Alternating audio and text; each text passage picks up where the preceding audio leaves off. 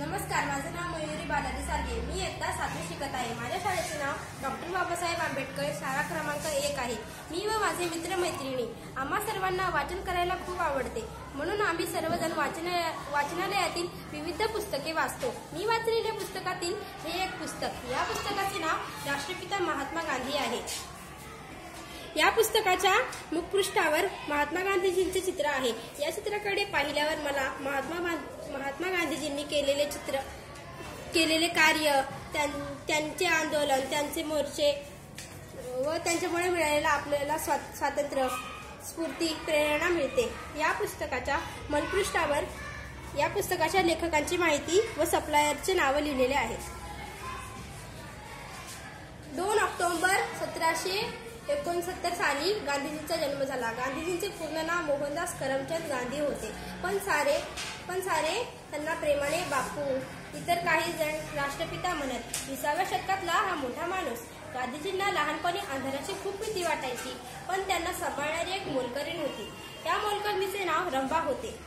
गांधीजींना त्या मोलकरीणीने सांगितले की अंधाराची भीती वाटते तर राम नाम घे। मग त्यांनी अंधाराला भ्यायचे म्हणून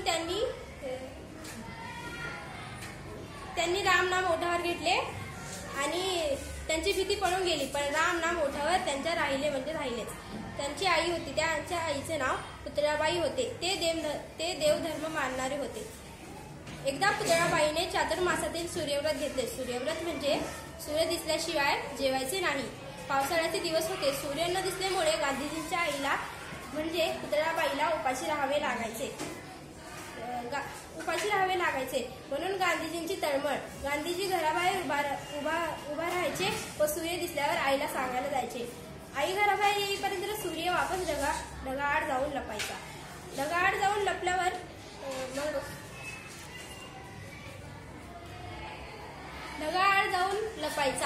पण गांधीजी म्हणायचे की आई, मी बघितलं आहे ना, मी तुझाच मूल आहे, मी बघितलं म्हणजे तू बघितलं सारखंच ना।